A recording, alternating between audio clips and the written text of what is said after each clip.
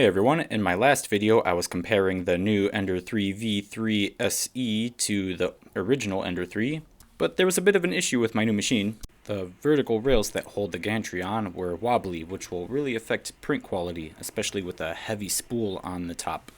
Now I really do like this printer and it has a lot of features for under $200, but that wobbly frame really bothers me.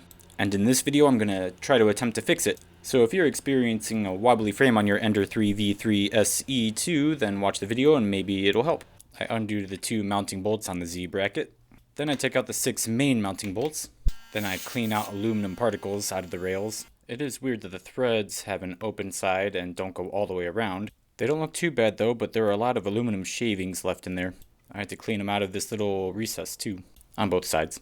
Here I try putting the bolts right into the frame while I have easy access to it right here, and they seem to be going in okay. Now I'm not an engineer or anything, but it seems like the bolt has a little bit too much wiggle room in there. Now here I go through and tighten each bolt a little bit at a time, alternating sides each time, much like tightening the lug nuts on a car. Now with everything back together, I notice the wobble is still there. The frame is just too wobbly to print accurately at high speeds, especially with that heavy spool on the top. This time I set the printer up on a few planks of wood so that I could access the mounting bolts without having to tilt the machine. You can see a bit of the threading for the mounting bolts on the right side of the machine. The 14mm bolts that come with the machine don't reach up this high, so maybe I could try longer bolts. Now, taking the bolts out of the Z bracket again, this is what it looks like now, and that is not good. Alright, take this thing off to get a closer look. Well, the metal threaded insert that secures the bracket to the base is stuck in the bracket. The other insert is also sticking out a little bit, as you can see here. So it's around here. I got a reply back from Creality customer support asking if I tightened the 6 screws at the bottom and the 2 on the back of the profile, and please check the face of the Z profile is flat. Well, both profiles seem to be pretty flat. The bottom of them is pretty jaggy though, where bits of aluminum may not let it sit flush. I gently file this away, and now they are both much flatter. Now with the metal inserts being loose like this, they are not going to provide any stability to the machine at all. So if you're experiencing any wobble on your machine, I would look here first. Whether this caused the wobble or as a result of it, I'm not really sure. Since one of the inserts is out, I can only secure one of the bolts to the base. I had to add a washer to do so. I swapped a couple of the main 6 bolts out to get a little bit extra length so that I could use a little more of that threading that I see available there. Now if you look close, you could see a lot of big slivers of aluminum being pushed up by the bolt. A bit of a quality control issue there, but hey, they got to make this whole machine under $200. With everything back together, the frame was still a bit wobbly, but it was definitely a lot more sturdy with just a couple different mounting bolts.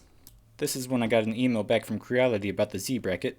It said, normally this part is located on the chassis, could you please take it out and try to put it back in? This part should be pressed into the bottom shell.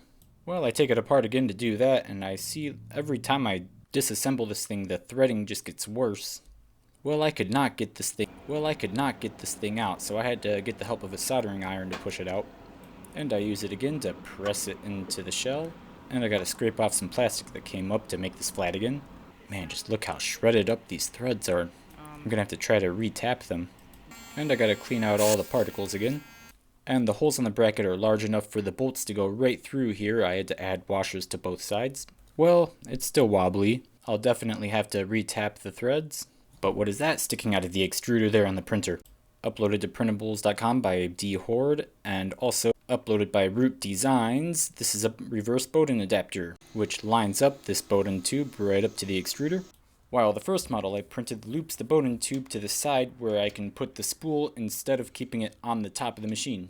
Getting the spool off the top of this machine is something I recommend everyone does as soon as possible, though it does make changing filament more painful. Hey, check it out, Creality customer service sent me some stuff. For the warranty, a couple hot end assembly boards. That's not the free nozzles they promised in the email, but this will probably be much better. This is actually a much nicer freebie. And we got the profile rails in these boxes. Here's the new Z bracket. Got some replacement mounting bolts. I'll be putting these on in the next video, but actually first I'm going to try retapping the threads on the ones I already have. But I cannot find a tap wrench anywhere that my M3 fits in, so I'm just going to have to power drill it.